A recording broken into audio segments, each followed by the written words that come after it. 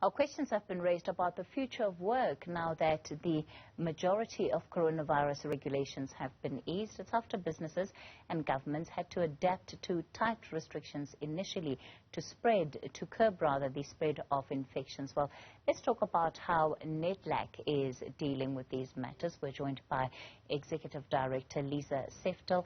Lisa, good evening to you. Thank you for your time. Look, I suppose, we're 2 years post the pandemic and things have changed dramatically, but a lot of resources have gone into adapting work environments to ensure that things are able to continue under COVID. What are the kind of conversations taking place at Nedlac to try and paint a picture of what the future of work looks like? Thank you very much. I think there are really two kinds of conversations. The one important one is still ensuring that all parts of our economy are able to recover.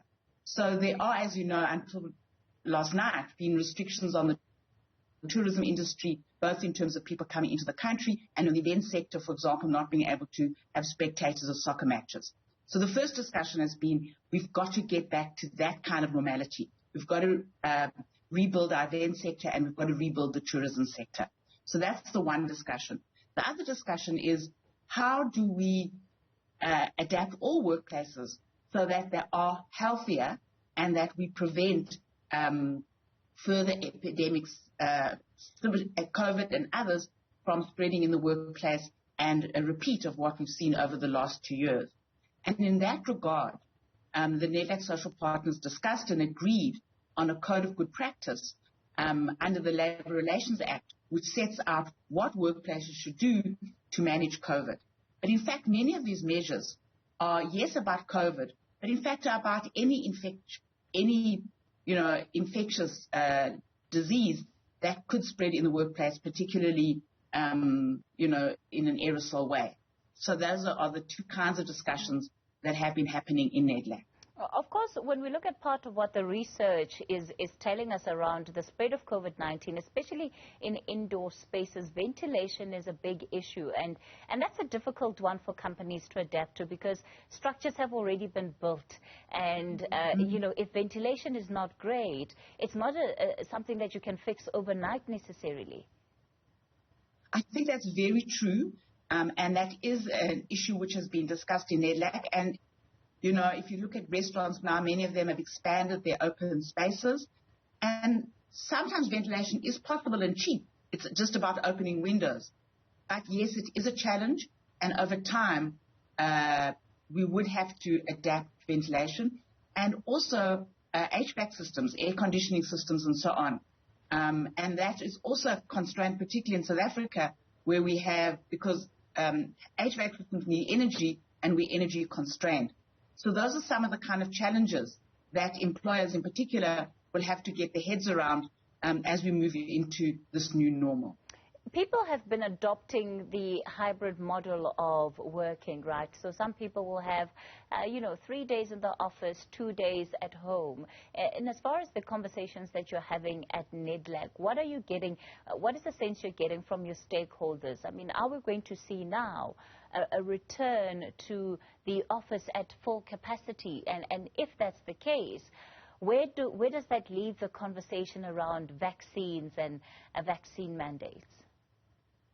So I wouldn't say that we've really been discussing how remote work should continue or whether it will continue or not.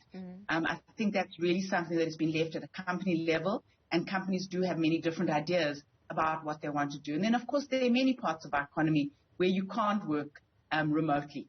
But I think what employers, organized business has really promoted hard is that there should be vaccine mandates.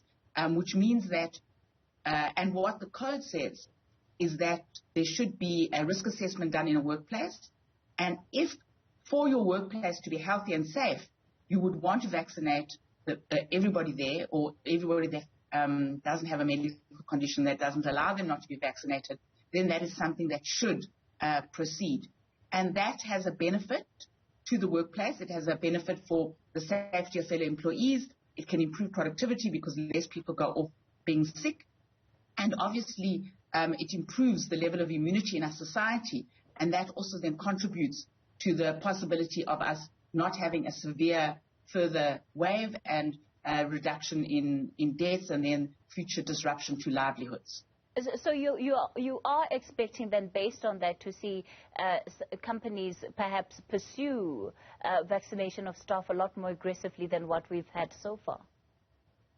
Well, I'm not sure if more aggressively or less aggressively, but I think the code of good practice that has been agreed within Nedlac does still say that one should pursue vaccine mandates if the risk assessment says that this is a risk that needs to be mitigated through vaccine mandates. Nedlac Executive Director Lisa Seftel, let's leave it there for tonight.